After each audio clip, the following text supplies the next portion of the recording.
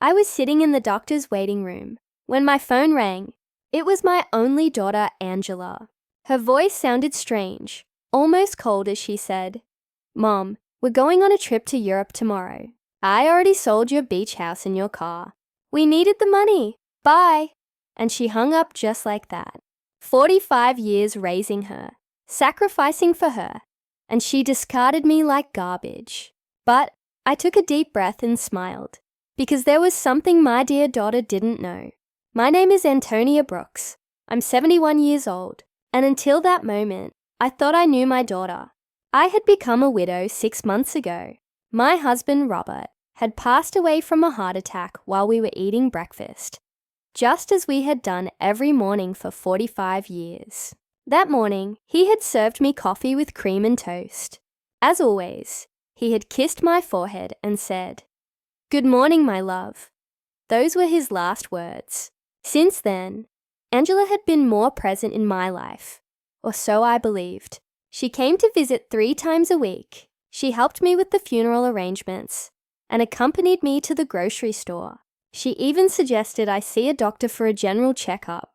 "Mom, you need to take better care of yourself now that you're alone," she'd say, with that smile I thought was love, but now I understood was for convenience. The beach house had been our sanctuary for years. Robert and I bought it when Angela was 15, with a lot of hard work and sacrifice.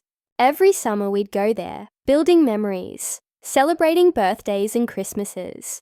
Angela would bring her boyfriends, and later, her husband, Edward. I would cook for everyone, clean, and do the laundry. It was our family tradition. I never thought she'd see it as just money. And the car. That old Ford pickup truck Robert cared for, like his own child. He'd wash it every Sunday, change the oil religiously, and always park it in the same spot, under the shade of the tree. Angela knew what that truck meant to me. It was the last thing I had left of him. His scent still lingered on the seats. When she hung up, I stayed there on that uncomfortable green plastic chair, surrounded by other sick people. And for the first time in months, I didn't cry. Something strange happened inside me, a calm I hadn't felt since Robert's death. Because in that moment, I remembered something I had completely forgotten. 3 days before he died, Robert had handed me a manila envelope. "Antonia, put this in the drawer of your dresser. If something happens to me, open it after a while, but only when you feel ready." I had put it away without much thought. After the funeral, with so much grief and so many arrangements, I simply forgot. But there it was, waiting for me at home. The nurse called me to go into the office. The doctor examined me and said I was in good health for my age, that I just needed to rest more and eat better. I nodded and smiled, but my mind was elsewhere. I was thinking about that envelope, about the coldness in Angela's voice, and how Edward was probably behind all of it. He had never liked me. He always saw me as a nuisance. I left the office and walked slowly to the bus stop. I no longer had a car, according to Angela, but as I waited, I couldn't help but smile. There was something poetic about all of this. My daughter thought she had left me with nothing, but what she didn't know was that Robert, my dear Robert, had always been a man who planned ahead. The bus arrived and I sat by the window. I watched the city go by, the houses, the stores, people rushing everywhere, all with their own tragedies, their own secrets. I had my own too, and I was about to discover them. When I got home, I went straight to my room. I opened the dresser drawer, and there was the manila envelope, exactly where I had left it. My hands trembled slightly as I picked it up. I could feel there were several documents inside. Robert had written my name on the front in his neat handwriting. I sat on the bed we had shared for so many years and took a deep breath. It was starting to get dark outside, and the house was filling with those familiar shadows that no longer scared me. I opened the envelope slowly, as if unwrapping a birthday gift. What I found inside would change everything. What I found in that envelope took my breath away. There were legal documents, deeds, bank certificates, and a handwritten letter from Robert. My eyes filled with tears as I read his familiar handwriting. My dear Antonia, if you are reading this, it means I am no longer with you. Forgive me for not telling you everything while I was alive, but I wanted to protect you from worries. Over the years, I invested our savings in properties and businesses. We don't just have the beach house. We have 6 other properties, including the apartment building where Angela and Edward live. We also have shares in 3 companies that are worth more than you can imagine. You are rich, my love. You always were rich, but now you are on paper too. My hands trembled as I looked through the documents. There were deeds to houses in different city neighborhoods, a downtown condo, a small motel on the coast, and indeed, the 20-story apartment building where my daughter lived. Robert had been the silent owner for the past 10 years, but had put everything in the name of a company I didn't know about. And according to the papers, I was the sole heiress of that company. There were also bank statements for accounts I never knew existed, with numbers that seemed unreal. Robert had been a bus driver for 40 years, but apparently, he had also been a very smart investor. Every penny we saved, every sacrifice we made, he had multiplied in silence, and I never knew anything. In the letter, Robert explained that he had kept it all a secret because he didn't want me to worry about money or for Angela to know about our real financial situation. You know, our daughter, Antonia, if she knew we had so much money, her attitude would change. I want her to love us for who we are, not what we have. What irony. Our daughter had left us thinking we had nothing, when in reality we had everything. That night, I couldn't sleep. I walked around the house, touching the old furniture and the knickknacks Angela had always criticized for being outdated. I looked at the family photos on the wall, especially the one where she was 5 years old, sitting on Robert's lap and laughing. Where did that sweet little girl go? When did she become so cold, so calculating? The next day, early in the morning, the phone rang. It was Angela again. Her voice sounded different, softer, but I had already learned to be wary of those shifts in tone. Mom, how are you? I wanted to tell you. We already transferred the money from the house and the car. We deposited your share into your account. It's not much, but it'll help you live for a few months while you look for something smaller. My share? I asked, keeping my voice calm. Yes, Mom. We obviously weren't going to leave you with nothing. We gave you 30%. That's fair, right? We need the money for our investment in Europe. Edward has an incredible business opportunity over there. 30% of my own things. How generous. I see. Honey, and when do you leave? This afternoon. Our bags are already packed. We'll be gone for at least 6 months. Maybe more if the business goes well. But don't worry, Mom. When we get back, we'll help you find a small apartment. Something that fits your needs. Fits my needs. As if she knew what my needs were. Okay, Angela, have a safe trip. Oh, Mom, I knew you'd understand. You've always been so compassionate. We love you so much. And she hung up.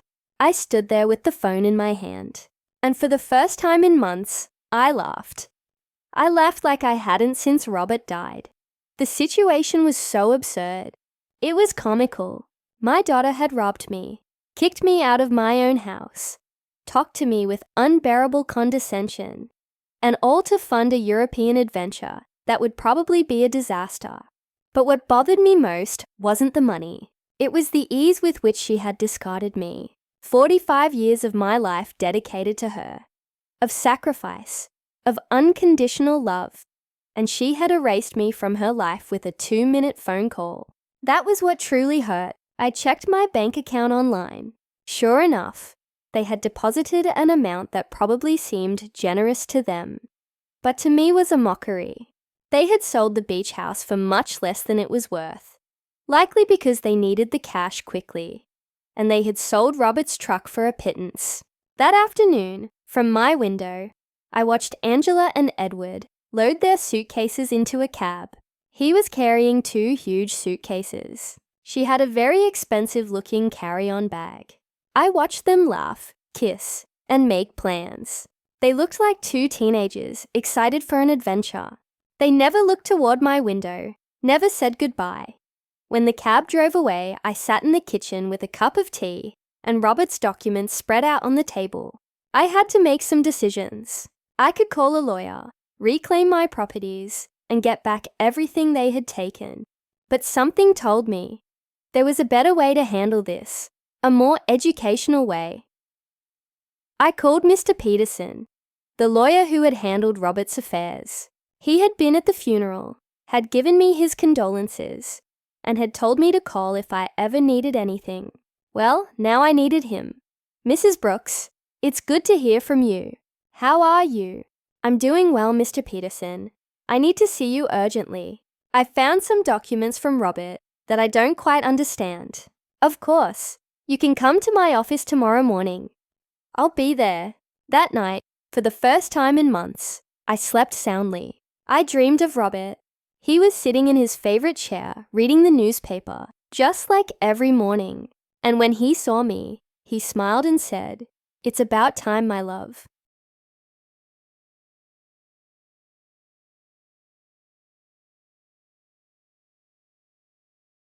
It's about time you stood up for yourself.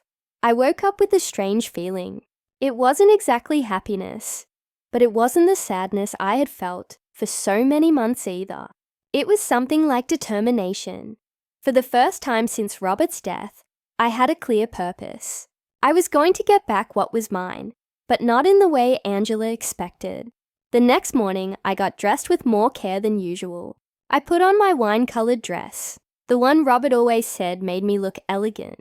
I fixed my hair and put on a little makeup, and when I looked in the mirror, I saw a woman I hadn't seen in a long time. I saw a strong woman. Mr. Peterson's office was downtown. It was an old but elegant building with marble floors and large windows. He greeted me with a warm smile, but when I showed him the documents, his expression changed completely. "Mrs. Brooks, this is much more than I imagined. Robert was a very smart man. Look, according to these papers, you are the owner of..." "I know, Mr. Peterson. I've already reviewed them. What I need to know is what I can do legally." Mr. Peterson explained that everything was in order, that the documents were legitimate, and that I was the rightful owner of all those properties. He also confirmed something I had already suspected. The sale of the beach house was illegal, because Angela had no right to sell it. "We can get the house back immediately, Mrs. Brooks, and we can also proceed with legal action against your daughter for fraud." "No, Mr. Peterson, I don't want to proceed with legal action. I want to do this another way. I want everything to remain a secret for now. Can you help me?" He looked at me with curiosity, but he nodded. "Of course, you are my client. What do you need?" "I need you to discreetly get the beach house back. Do what is necessary to nullify that fraudulent sale, and I need you to help me gain real control of all my properties, especially the building where my daughter lives." "I understand. It will be a process that takes a few weeks, but it's completely feasible." "Perfect. And Mr. Peterson, I need no one to know I am behind all of this, at least for now." When I left his office, I felt as if I had woken up from a very long dream. I walked through the downtown streets, watching the people, the buildings, the life that was going on as normal. But for me, everything had changed. I had a plan. The following weeks were the strangest of my life. Officially, I was a poor widow who had been abandoned by her daughter. But in secret, I was a rich woman, silently orchestrating the recovery of my assets. Mr. Peterson worked efficiently, and every few days he would call me with updates on the progress of the legal proceedings. I decided to stay in my house for the time being. It was mine after all, although Angela probably expected me to move into a single room. Every morning I would wake up, have breakfast at the same table where Robert and I had shared so many years, and then go for a walk in the neighborhood. The neighbors would greet me with that mix of pity and curiosity they reserved for recent widows. Aurora, my lifelong neighbor, came up to me one afternoon while I was watering the plants in the front. "Antonia, dear, is it true that Angela went to Europe and left you all alone?" "Yes, Aurora. She went with Edward. They have business plans over there. And how are you going to live, sweetie? We all know Robert didn't leave much money. If you only knew, I thought. Don't worry, Aurora. I'll be fine. Do you need anything? I can bring you some food, help you with groceries. You're very kind, but I'm fine, really. Aurora looked at me with that expression I knew well. It was the same look I had received after the funeral. Compassion mixed with a little relief that it wasn't her tragedy. Well, you know where to find me if you need anything. These conversations were constantly repeated. The butcher, the baker, the lady at the corner store. Everyone spoke to me with that soft tone they use with the unfortunate, and I would nod, smile, and thank them for their concern. But inside, a part of me enjoyed this performance. It was like living a double life. Mr. Peterson called me one Wednesday morning. Mrs. Brooks, I have good news. I was able to nullify the sale of the beach house. The buyers didn't know the sale was fraudulent, so they got their money back without any problems. The house is yours again. Excellent, Mr. Peterson. And the building where Angela lives? That one is more complicated. Technically, you've always been the owner through the company, but we need to make some administrative changes so that you have direct control. That should take another 2 weeks. Perfect. Keep me informed. After hanging up, I sat in the kitchen with my coffee and thought about Angela. She had been in Europe for 3 weeks, and I hadn't heard anything from her. Not a call, not a message, not even a postcard. To her, I had ceased to exist the moment she got the money she needed, but I knew that was going to change soon. I decided to visit the beach house. I took the bus to the coast, the same route Robert and I had taken hundreds of times. The house was exactly as I remembered it, small, painted cream, colored with a porch overlooking the ocean. The new owners had put some potted plants on the steps, but other than that, everything was the same. I sat on the curb across the street and looked at it for an hour. I remembered summer afternoons, when Angela was little, running on the beach and building sand castles. Robert grilling fish on the barbecue while I made salads in the kitchen. Angela bringing friends, then boyfriends, then Edward. All those happy moments that she had reduced to a simple commercial transaction. An older gentleman came out of the house and saw me sitting there. He approached me with curiosity. "Are you okay, ma'am?" "Yes, thank you. I'm just remembering. I knew the former owners. Yes, I knew them very well. What a shame about what happened. They told us the elderly lady was very sick and needed to sell fast. We thought it was a steal, but it turns out the sale wasn't legal. We had to give the house back. Did you know them personally?" "No. We did everything through intermediaries, but they told us the daughter was handling everything because the mother couldn't. What a sad situation. If you only knew how sad it really was," I thought. "Well, I'm glad you didn't lose your money." "Yes. Luckily everything worked out well. Although, now we have to look for another house. We liked this one a lot." I left there with a heavy heart. It wasn't just the money that hurt. It was the ease with which Angela had lied about me. She had made up a story about my illness. She had used my supposed vulnerability to justify her actions. To her, I wasn't a person with feelings, but an obstacle that had to be removed. That night, I called Mr. Peterson again. "Mr. Peterson, I need you to help me with something else. I want to get Robert's truck back too. That will be more difficult, Mrs. Brooks. The truck was in your name, but your daughter had a power of attorney that allowed her to sell it. How is that possible? Apparently, you signed that power of attorney a few months ago after your husband's death. Don't you remember?" There it was. The moment Angela had started planning all of this, I vaguely remembered signing some papers she had brought to me, telling me they were to facilitate the funeral and inheritance arrangements. I had been so confused by grief that I signed without reading. How naive I had been. "I understand, Mr. Peterson. Is there any way to get it back?" "We can try, but it will be more complicated. We would need to prove that you signed that power of attorney under deception or coercion. Let's do it. I want to get back everything they took from me. Over the next few weeks, I developed a strange routine. In the mornings, I was the poor widow everyone knew. I would go out to buy necessities, talk to the neighbors, and keep up appearances. But in the afternoons, I became a businesswoman. I would study Robert's documents, talk to Mr. Peterson, and plan my next move. I learned things about finance I never thought I would need to know. I discovered that Robert had been much smarter than I thought. Every one of his investments had been carefully calculated. The building where Angela lived, for example, wasn't just profitable from rent. It was in an area that was rapidly appreciating. I also discovered that Edward, Angela's husband, had a lot of debt. He had taken out loans using the apartment they lived in as collateral, not knowing he wasn't the real owner. When the banks figured this out, he was going to be in serious trouble. Mr. Peterson called me one Friday with important news. "Mrs. Brooks, we've finished all the paperwork. You now have total control of all your properties." I also got Robert's truck back. The buyer turned out to be an acquaintance of mine, and when I explained the situation, he agreed to return it in exchange for a small compensation.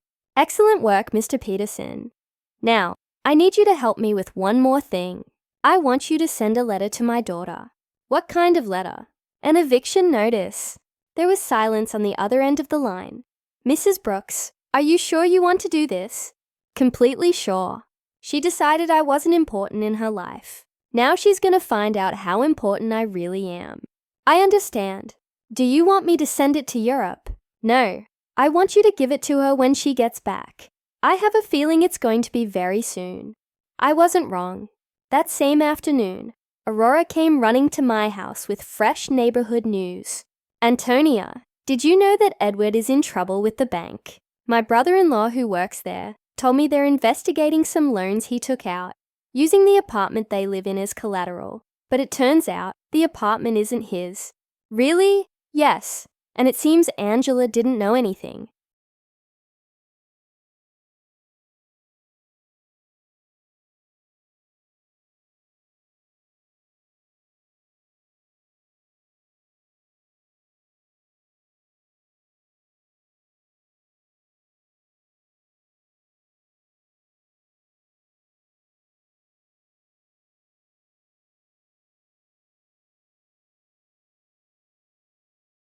They're saying she's going to have to come back from Europe to sort out this mess.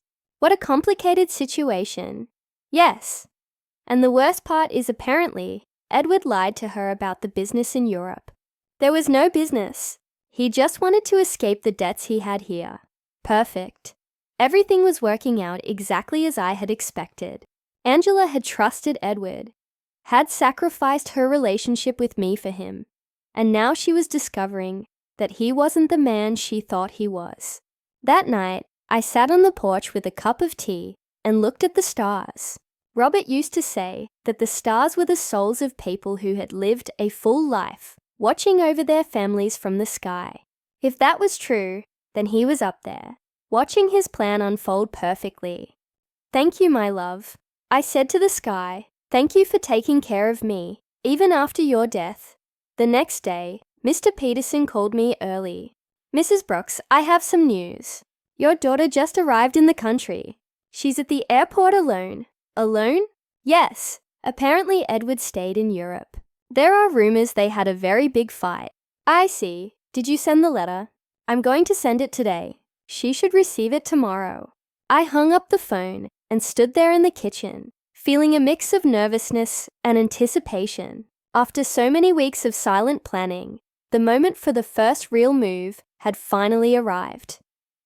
Angela was about to discover that her mother was not the defenseless victim she believed.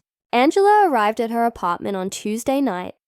I knew this because Aurora, who seemed to have informants throughout the neighborhood, came to tell me the next day, "Antonia, your daughter came back last night.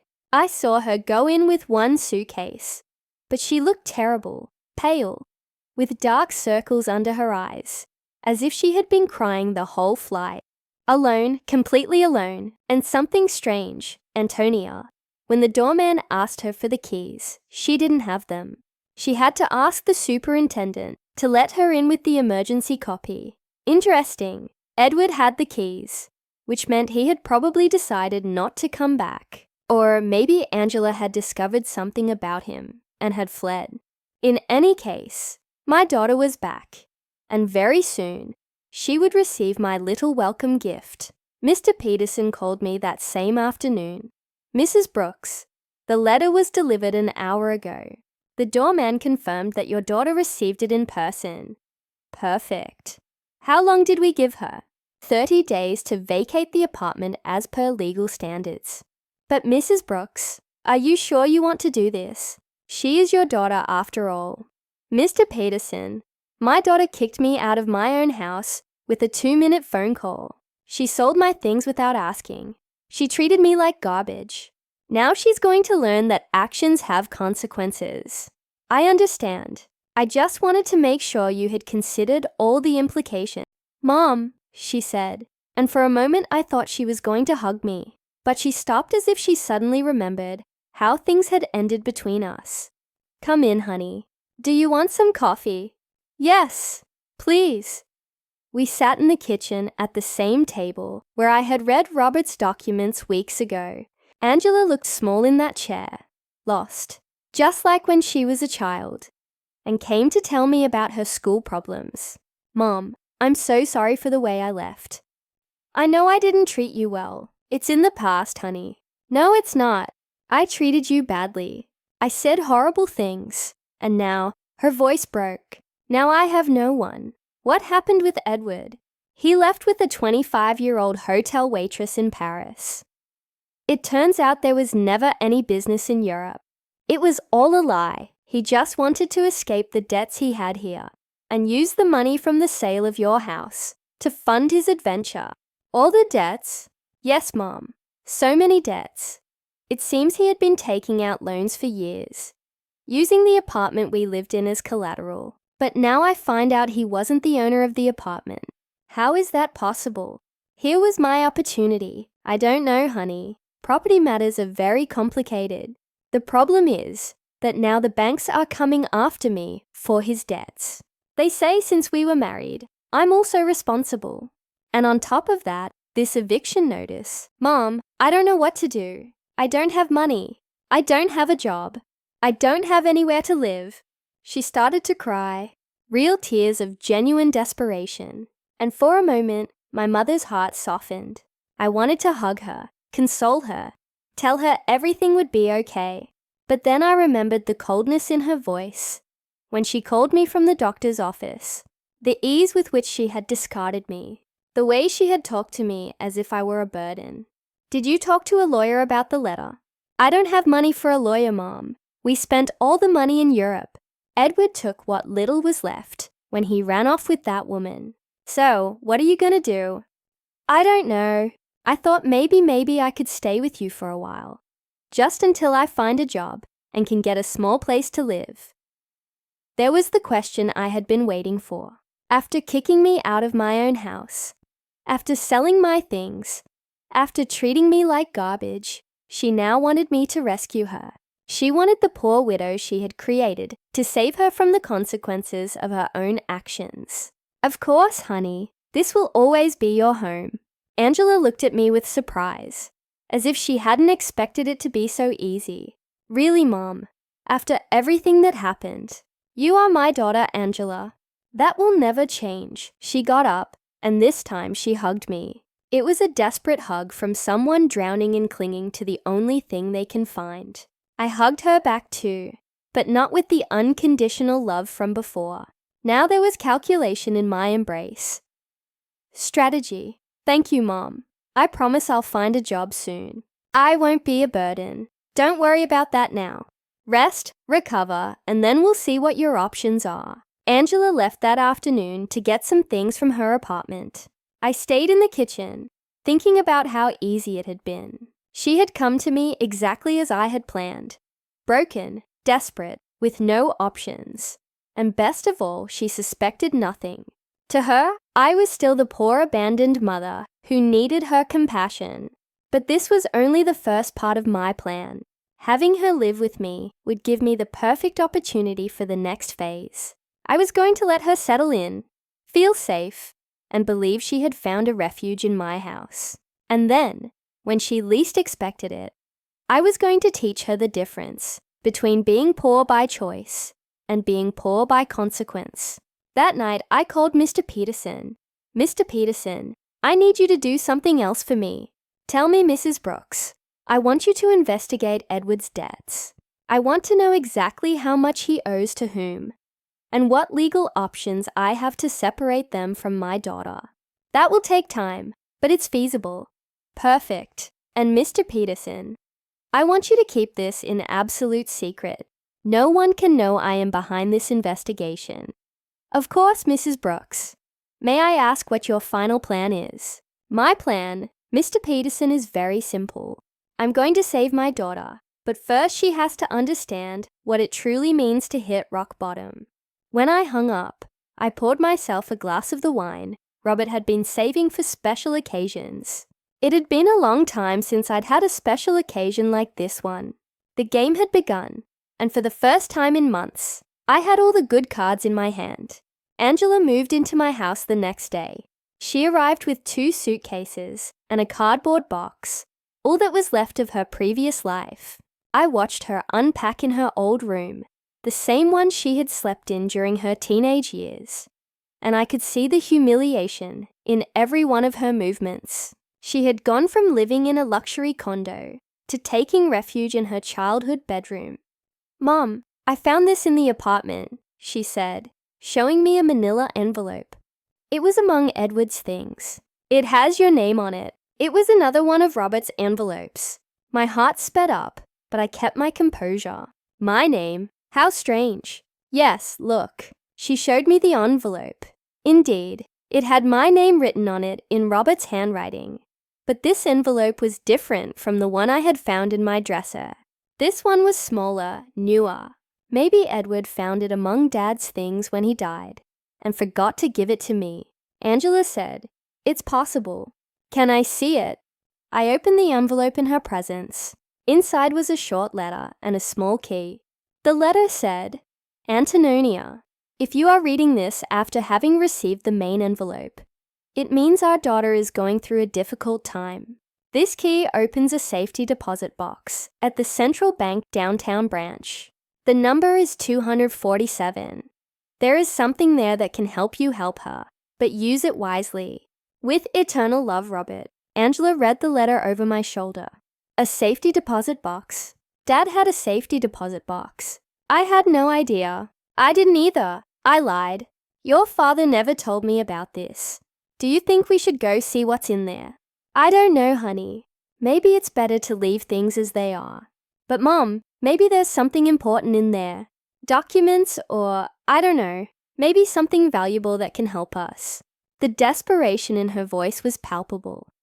Angela was clinging to any possibility of finding a way out of her situation, and I was going to let her cling a little longer before I showed her the complete reality. "Okay," I said after a calculated pause. "We can go tomorrow." That night, Angela and I had dinner together for the first time in months. She had cooked, trying to be useful, but the food tasted of guilt and desperation. She told me more details about what had happened in Europe, and each story was worse than the last. Edward lied about everything, Mom. Not just the business, but the debts too. I thought he only owed a little bit of money, but it turns out he owes over $100,000. And the worst part is, he used my name for some of the loans without me knowing. How is that possible? He forged my signature. When I married him, I gave him some documents to handle the banking for our joint account. I never thought he'd use them for this. Do you have any way to prove you didn't know? I don't know.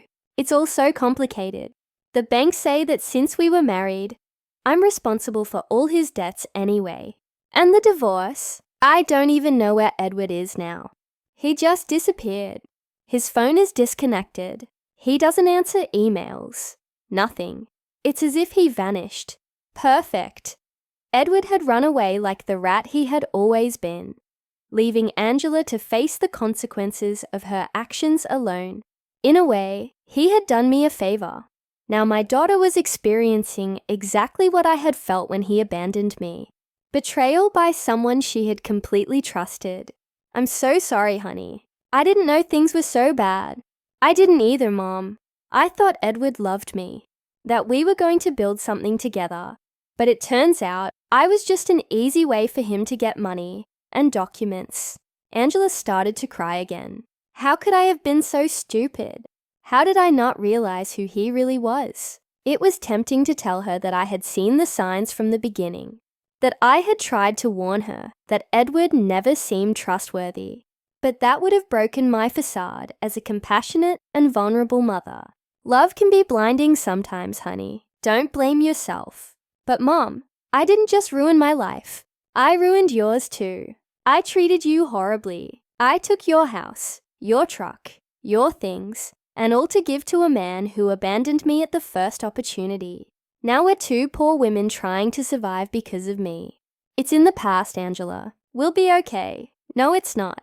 Now we're both in trouble because of my mistakes. You lost everything Dad left you, and I lost my marriage and my future.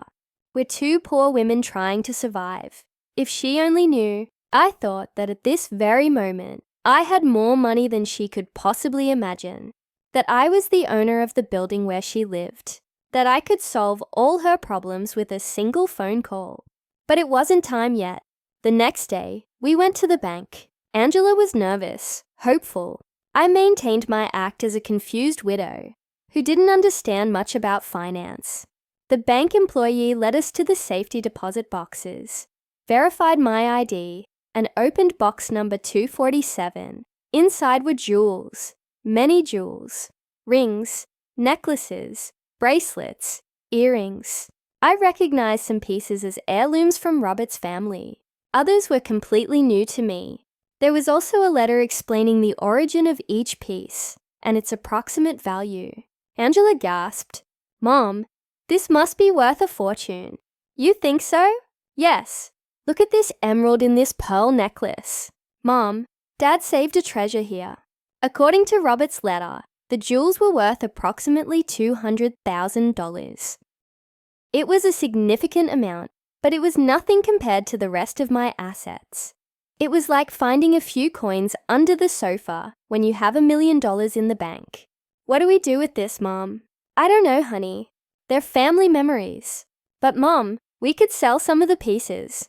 With this money, you could get your beach house back, and I could pay off some of Edward's debts." There it was again. Even when she found something valuable, Angela's first reaction was to think about how to use it to solve the problems Edward had created. She hadn't learned a thing yet. "Are you sure you want to use your father's inheritance to pay Edward's debts?" "What other option do I have, Mom? If I don't pay something soon, the banks are going to foreclose on everything I have. And technically, I don't own anything. Everything was in Edward's name. Think carefully, honey. Once you sell these jewels, you won't be able to get them back." "I know, but what else can I do? I can't get a job with all these legal claims pending. No employer is going to want to hire someone with so many legal problems." We took the jewels home. Angela spread them out on the kitchen table and examined them one by one, calculating which ones she could sell and which she could keep. It was painful to watch her reduce decades of family history to numbers on a spreadsheet. "Mom, I think I can get $180,000 for the jewels," she said one afternoon, counting the bills on the kitchen table. "It's less than I expected, but it's enough to pay off the most urgent debts. Are you sure you want to do this?" "I have no choice. If I don't pay something soon, they'll seize everything. Even this house could be at risk if they prove I have some kind of legal connection to the properties." How ironic the situation was. Angela was worried about losing a house that I owned, paying the debts of a man who had abandoned her with money from jewels that had belonged to the same man who had created the fortune that could save her. And how are you going to decide which debts to pay first? I talked to a free financial advisor at the bank. She told me to prioritize the debts that have real collateral, because those are the ones that can affect property or lead to immediate foreclosure. Angela had matured so much in these few weeks that woman who had sold my things without consulting me was now carefully investigating every financial decision. The suffering had made her more responsible, but also more fragile. That night, while she was organizing the debt documents on the table, I received a call from Mr. Peterson. Mrs. Brooks, I have a full report on Edward's debts. The situation is worse than I thought. How much worse? He owes over $200,000 to several banks and also has debts with private lenders. What's more concerning is that he used falsified documents with your daughter's signature for some of these loans. That means Angela is legally responsible. It's complicated. If we can prove she didn't know, we might be able to get her out of some of the debts. But it's going to be a long and expensive process. How expensive for a good lawyer specializing in these types of cases? Probably $50,000. And there's no guarantee of success. I understand. And what if she just pays the debts? If she has the money, that would be the fastest solution. But I doubt she has access to that amount. Mr. Peterson, I want you to prepare all the necessary documents to get my daughter out of these debts. But don't tell her anything yet. You're going to pay Mrs. Brooks. I'm going to do whatever is necessary to protect my daughter. But this has to be handled in a very specific way. When I hung up, I found Angela in the living room, looking at the jewels with a sad expression. She looked lost, like a child who had broken her favorite toy and didn't know how to fix it. What are you thinking about, honey? About Dad? About how disappointed he would be in me if he could see what I did with my life? Your father loved you very much, Angela. He would understand. No, Mom. He taught me to be responsible, to value family, not to be selfish. And I did the exact opposite. I abandoned my mother for a man who turned out to be a liar. I sold my family's memories for money. I ruined everything he built. For the first time since she had returned, I heard a genuine regret in her voice. It wasn't just lamenting the consequences of her actions, but a true acknowledgement that she had done something morally wrong. People make mistakes, honey. The important thing is to learn from them. But how do I learn from this, Mom? How do I fix the damage I've done? There was the question I had been waiting for. Angela was finally ready to face the truth about her actions and their consequences. But it wasn't yet time to reveal my final card. First, I had to let her hit rock bottom completely. The next few days were crucial for my plan. Angela decided to sell most of the jewels, keeping only the engagement ring Robert had given me and a small necklace that had belonged to her grandmother. I watched her prepare to go to the jewelry stores, research prices, and negotiate with buyers. It was painful to watch her reduce decades of family history to commercial transactions, but it was necessary for her to understand the real weight of her decisions. Mom, I got $180,000 for the jewels, she told me one afternoon, counting the bills on the kitchen table. It's less than I expected, but it's enough to pay off the most urgent debts. Are you sure you want to do this? I have no choice. If I don't pay something soon, they'll foreclose on everything. Even this house could be at risk if they prove I have some kind of legal connection to the properties. How ironic the situation was. Angela was worried about losing a house that I owned, paying the debts of a man who had abandoned her with money from jewels that had belonged to the same man who had created the fortune that could save her. And how are you going to decide which debts to pay first? I talked to a free financial advisor at the bank. She told me to prioritize the debts that have real collateral, because those are the ones that can affect property or lead to immediate foreclosure. Angela had matured so much in these few weeks. The woman who had sold my things without consulting me was now carefully investigating every financial decision. The suffering had made her more responsible, but also more fragile. That night, while she was organizing the debt documents on the table, I received a call from Mr. Peterson. Mrs. Brooks, I have important news. We managed to locate Edward. Where is he? In Paris, just as your daughter suspected. But here's the interesting part. He's trying to get French residency through a fake marriage with that young woman your daughter mentioned. A fake marriage? Yes. Apparently the girl needs papers, and he needs a way to stay in Europe without being deported. But the most important thing is that we found evidence that he deliberately falsified your daughter's documents with the intention of fleeing the country. That means Angela can get out of the debts. With this evidence, yes, we can prove fraud and coercion. Your daughter won't have to pay anything for what Edward did behind her back. It was perfect. I had a way to save Angela from all her debts legally, without her suspecting that I had the money to do it. Mr. Peterson, I want you to start the legal process immediately. Don't tell my daughter anything yet. I want the process to be completely finished before I tell her. I don't want to give her false hope. Understood. This will take about 3 weeks, maybe a month. Perfect. When I hung up, Angela looked at me with curiosity. Who was that, Mom? A lady who was asking about Mrs. Davis, our neighbor on the corner. She had the wrong number. Lying had become easy. Every day that passed, I felt more comfortable with this double life I was leading. On one hand, I was the poor, abandoned mother Angela believed me to be. On the other, I was a wealthy woman, silently orchestrating my daughter's salvation and education. Over the next 2 weeks, I watched Angela struggle with decisions she never had to make. How to stretch money for food. How to negotiate with creditors. How to look for a job when your credit history is ruined. It was a cruel but necessary education. Mom, I went to 3 job interviews today. She told me one evening, coming home with swollen feet and a tired face. 2 of them told me they can't hire me because of the pending legal problems. The 3rd one offered me a part-time job cleaning offices at night. Are you gonna take it? I have no choice. It pays very little, but it's better than nothing.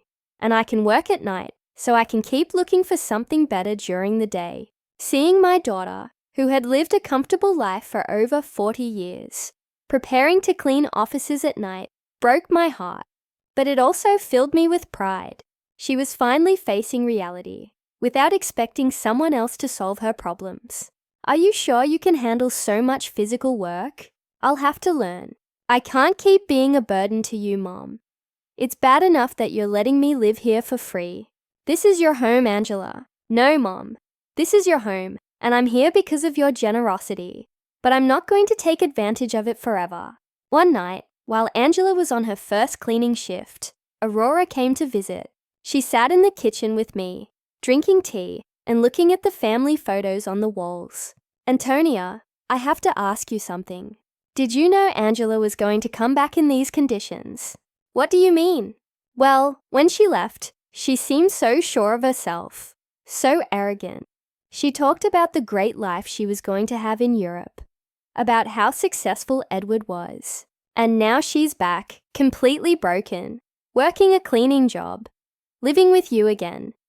Life takes many turns.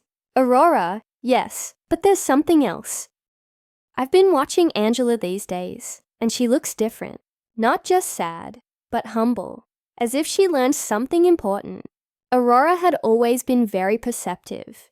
What do you think she learned? I think she learned the value of the things she had taken for granted. Like having a mother who loves her unconditionally, maybe. Aurora, can I tell you something? When Angela left and treated you so badly, many of us thought you would never forgive her. But here you are, taking care of her again, giving her a home when she has nowhere to go. She's my daughter, Aurora. Yes, but not every mother would do what you're doing, especially after being treated the way you were treated. If Aurora only knew the complete truth, that I had the power to solve all of Angela's problems, but was choosing to let her suffer a little longer so she would learn the full lesson. Do you think I'm doing the right thing? I think you're doing what a good mother would do. But I also think Angela needs to fully understand what she lost when she abandoned you. What do you mean? I think she needs to value you not just as the mother who rescues her when she's in trouble, but as the strong woman who built a stable life for 45 years. She needs to respect you, not just need you. Aurora had hit the nail on the head. That was exactly the point of my entire plan. I didn't want Angela to come back to me out of desperation. I wanted her to come back out of genuine respect and mature love. And how do you think that can happen? I think it's already happening. I've seen her these past few days, Antonia. The way she talks to you now is completely different. She's no longer the daughter who gives you orders or treats you like a burden. Now she's a grown woman who is genuinely grateful to have a mother like you. That night when Angela returned from her job, I saw her arrive tired, but with a new dignity. She had earned those few dollars with her own effort, and that meant something to her. How was your first day? Hard, but not as bad as I thought. The other ladies who worked there helped me a lot. One of them, Mrs. Johnson, taught me tricks to clean more efficiently. Mrs. Johnson? Yes. She's 60 years old and has been cleaning offices for 20 years. She told me she started after her husband left her with 3 small children. She says it's not the job she dreamed of, but that it gave her independence and dignity. She sounds like a wise woman. She is. She said something that made me think a lot. She told me there are 2 types of people who end up doing this job. The ones who are there because they never had opportunities, and the ones who are there because they ruined the opportunities they did have. She asked me which group I was in. And what did you tell her? I told her the truth, that I had all the opportunities in the world. A family that loved me, a stable home, an inheritance, and that I ruined it all by following a worthless man. What did she say? She laughed and said, "Well, honey, then at least you know exactly why you're here. That puts you 1 step ahead of most people." Angela poured herself a glass of water and sat with me at the table. "Mom, I want you to know something. These past few weeks have been the hardest of my life, but also the most important. Why? Because I finally understand what really matters. It's not money. It's not living in the most luxurious apartment. It's not impressing people.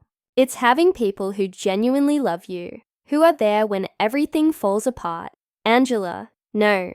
Let me finish. You have every right to hate me for what I did to you. I abandoned you when you needed me most.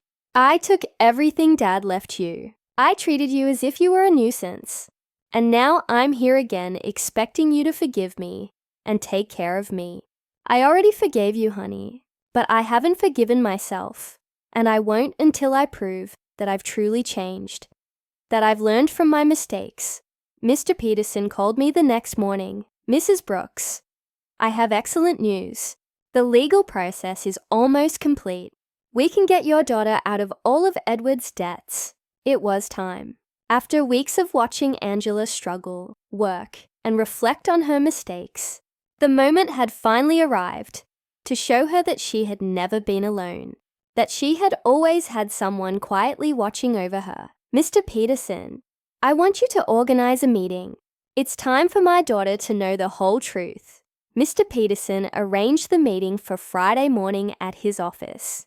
I told Angela that I had made an appointment with a lawyer who could help her with her legal problems, but I didn't explain the details.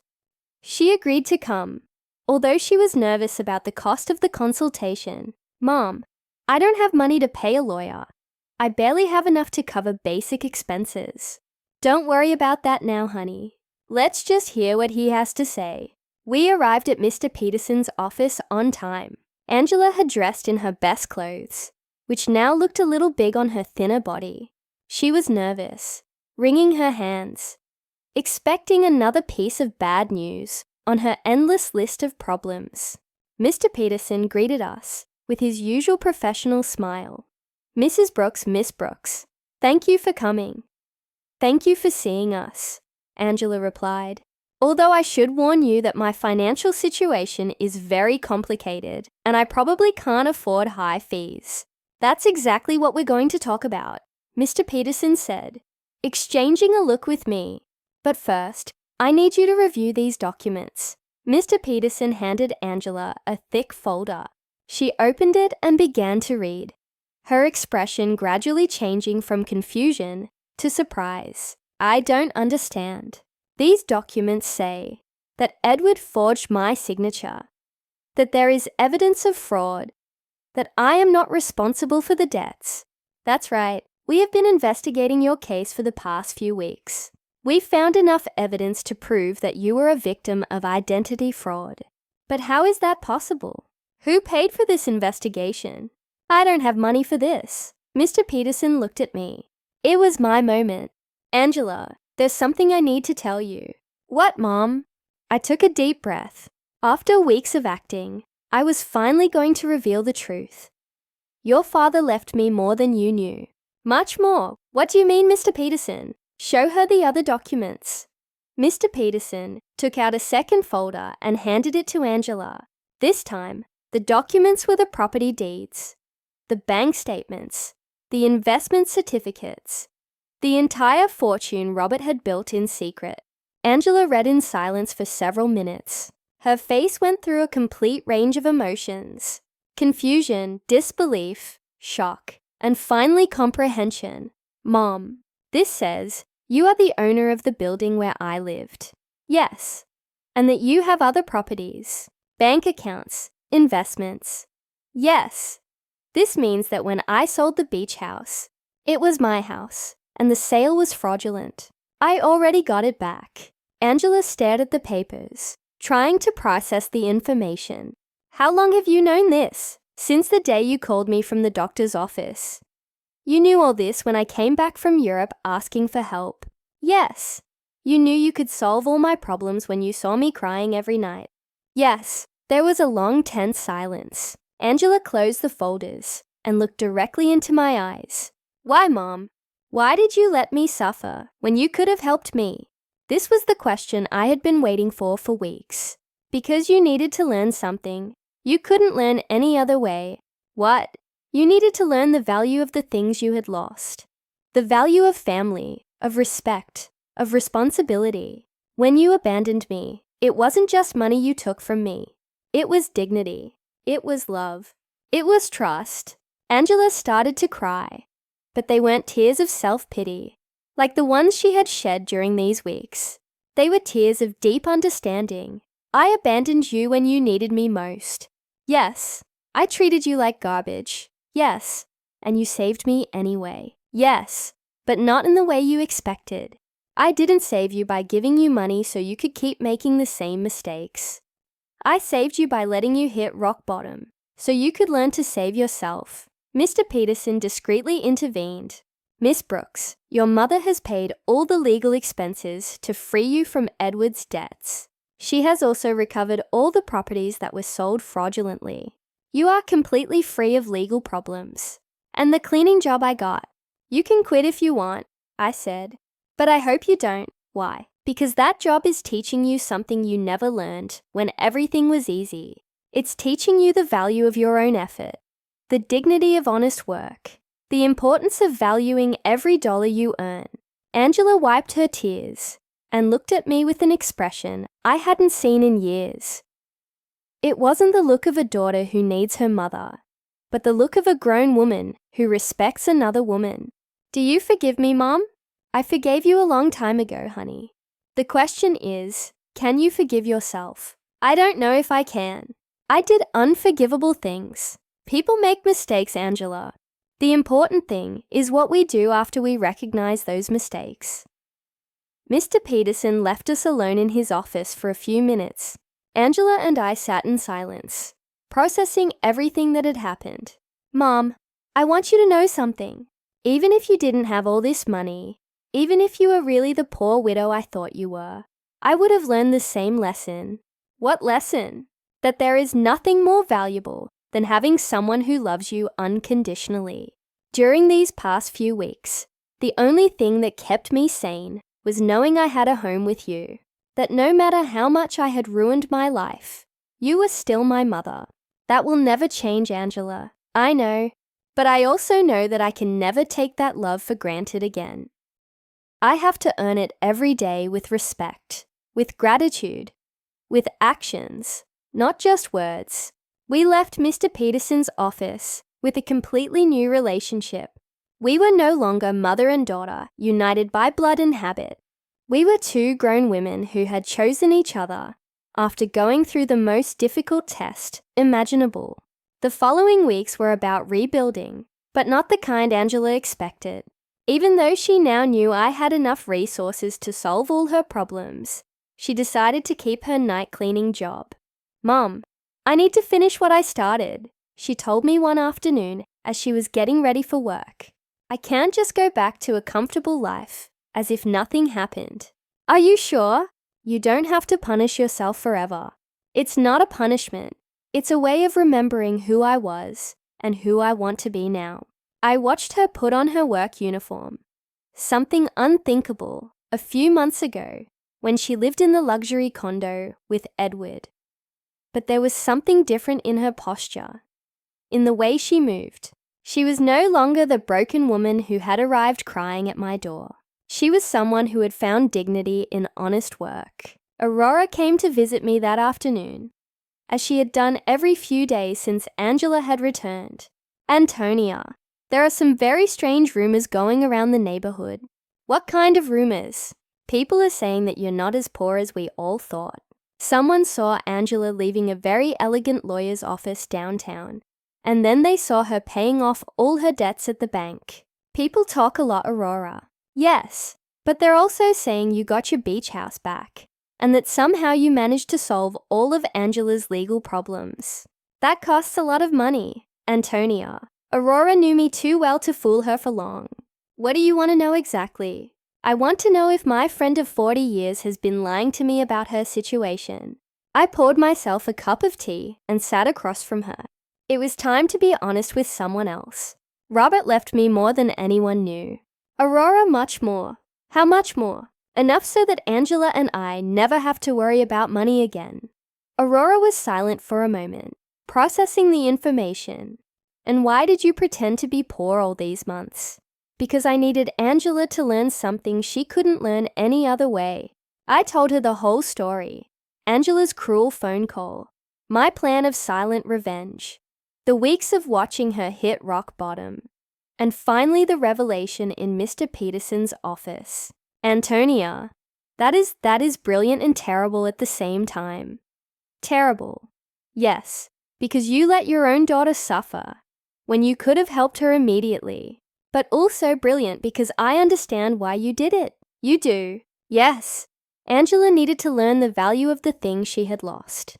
If you had simply given her money to solve her problems, she would have learned that there's always someone who will rescue her from the consequences of her bad decisions." "Exactly. But Antonia, didn't it hurt you to see her suffer? Every day, every night I saw her crying. Every morning I saw her get up to go to work, tired and defeated. But I knew that if I rescued her too soon, she wouldn't have learned the full lesson. And do you think she learned it? Look for yourself. Angela knows that she now has access to enough money to live comfortably, but she chose to keep her job. She knows she can move to a better place, but she decided to stay here with me. She knows she doesn't have to worry about the debts, but she's using her own savings to help other women in similar situations. She's helping other women. Yes, she became friends with the ladies she works with and is using some of the money she earned cleaning offices to help a co-worker who is having trouble paying for her son's daycare." Aurora smiled. "That's not the Angela who went to Europe." "No, she's not. This Angela understands that money is a tool, not a goal. She understands that dignity comes from work and respect, not from material possessions." That night, when Angela returned from work, she found me reading in the living room. "Mom, I have to tell you something. Today, Mrs. Johnson asked me if I was the daughter of the rich lady from the north side of town. What did you tell her?" I said yes, that you have enough money for me, not to have to work. And do you know what she asked me next? She asked me why I was still working. So I explained that it was because I need to prove to myself that I can stand on my own 2 feet. And what did she say? She laughed and said, "Honey, that's the difference between being rich and acting rich. Your mom taught you how to be truly rich." Mrs. Johnson is very wise. She is. and she made me understand something important. It's not about the money you have, but about how you use it and how you relate to it. Angela sat down with me on the sofa. Mom, I want you to know that I've made a decision. I'm going to keep living here with you, but not as a daughter who has come back home to her parents. I want to stay here as a grown woman who chooses to share her life with her mother. What's the difference? The difference is that I'm going to pay my share of the expenses. I'm going to contribute to the upkeep of the house, and I'm going to treat this relationship as a partnership between two independent women who love and respect each other. Angela, you don't need to. Yes, I do. Mom, I need our relationship to be different from what it was before. Before I was a daughter who took her mother's love and care for granted. Now I want to be a grown woman who values and takes care of the most important relationship in her life. And your job? I'm going to keep working, but not necessarily cleaning offices forever. I want to go back to school. I want to prepare myself to do something more meaningful with my life.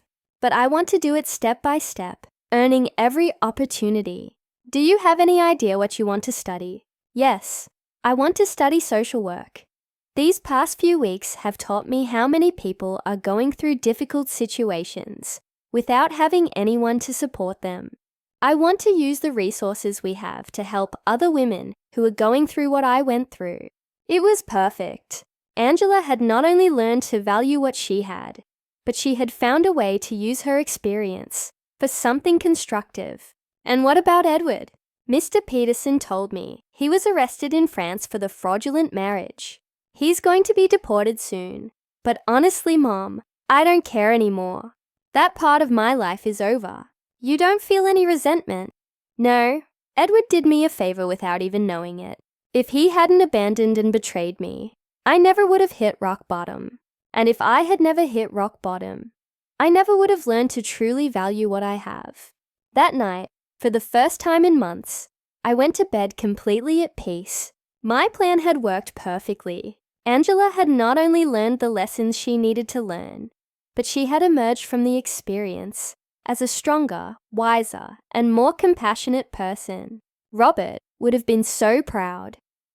Months later, our life had found a new balance that neither of us could have imagined before. Angela finished her social work studies with excellent grades, and I decided to use some of my resources to establish a foundation to help women in situations of domestic violence and financial abandonment. Mom, the letter from the university arrived, Angela said one morning, coming into the kitchen with an envelope in her hands. I was accepted into the master's program. I start next semester. But Mom, I want you to know I'm going to pay for it with my own savings. I've been saving money from my job at the city. The salary isn't high, but she had learned to live with the essentials and to value every dollar she earned. Are you sure?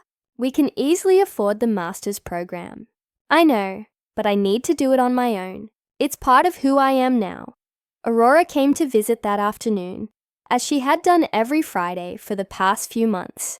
She had become a confidant to both of us, watching our transformation with fascination. Antonia, I have to confess something, she said, pouring herself a second cup of tea. At first, I thought you were very cruel to Angela. And what do you think now? Now I think you are the wisest mother I've ever known. Look at your daughter. Really look at her. It was true. The Angela who was in the living room, studying for her exams, was completely different from the one who had left for Europe months ago. This Angela had a serenity that came from within, a confidence that was based on her own achievements, not on material possessions. Did you know I saw Angela at the grocery store yesterday, buying vegetables for a family she's helping through her job? She hadn't told me, and when I asked her why she was using her own money instead of the government budget, she told me that some things can't be measured in official budgets. That night, Angela and I had dinner on the porch, something that had become a tradition. It was our time to talk about the day, plan for the future, and simply enjoy each other's company. Mom, I received a very strange letter today, she said, cutting her salad. From whom? From Edward. My muscles tensed. Edward, he wrote to you. From where? From prison in France. Apparently, he was sentenced to 2 years for marriage fraud. In the letter, he says he regrets everything he did and wants to ask for my forgiveness. And how do you feel about it? Honestly, I don't feel anything. No anger, no sadness, no desire for revenge. It's as if that part of my life happened decades ago, not months ago. Are you going to write back? No, not because I hate him, but because there's nothing to say. That Angela who married him no longer exists. This Angela has nothing to talk to him about. I was impressed by the maturity in her voice. The woman sitting across from me had developed an inner strength that came from hitting rock bottom and getting up on her own. Do you know what this whole experience taught me, Mom? What? That true love isn't the one that tells you what you want to hear. True love is the one that teaches you what you need to learn, even when it hurts. It's a difficult lesson to learn, but it's a necessary one. Edward told me what I wanted to hear. He made me feel special. He convinced me that I deserved a life of luxury without effort. You taught me that true wealth comes from hard work, respect, and genuine relationships. That night, after Angela went to her room to study, I sat on the porch alone, looking at the stars and thinking about Robert. I had promised him I would take care of our daughter, and I finally felt I had fulfilled that promise in the right way. I hadn't taken care of her by giving her money when she needed it. I had taken care of her by teaching her to take care of herself. I hadn't saved her by solving her problems. I had saved her by allowing her to learn to solve them on her own. The next day was Sunday, and we had planned to visit the beach house together for the first time since I had gotten it back. Angela hadn't wanted to go before, saying she needed time to process everything that had happened. Are you ready? I asked her as we got into the truck. I think so. The trip was silent but comfortable. When we arrived, Angela stood for a moment in the truck, looking at the house where we had spent so many family summers. It looks exactly the same, she said finally. Some things don't change, but others do. I am not the same person who sold this house. We went in together. The house was clean and tidy, exactly as Robert and I had kept it for years. Angela walked through each room, touching the furniture and looking at the family photos that hung on the walls. Mom, I want to apologize. You already apologized, honey. No, I want to apologize specifically for this house. Not just for selling it, but for reducing all our family memories to a commercial transaction. It's forgiven. This house represents 40 years of family summers, of birthdays, of Christmases. Dad built that porch with his own hands. You planted that garden. I learned to swim at that beach. And I turned it all into money to fund the adventure of a worthless man. She sat on the sofa where Robert used to read on Sunday mornings. Do you know what hurts me the most? What? That when I sold it, I didn't feel anything. It was just another property. Now being here again, I can feel Dad in every corner. I can hear his laughter, smell his morning coffee, see his reading glasses on the table. He is here, Angela. He has always been here. I know. And I also know that he is proud of how you handled all of this. We spent the whole day at the house cooking together, cleaning, and fixing small details. It was like a ritual of reconnection, not just with the place, but with the values that place represented.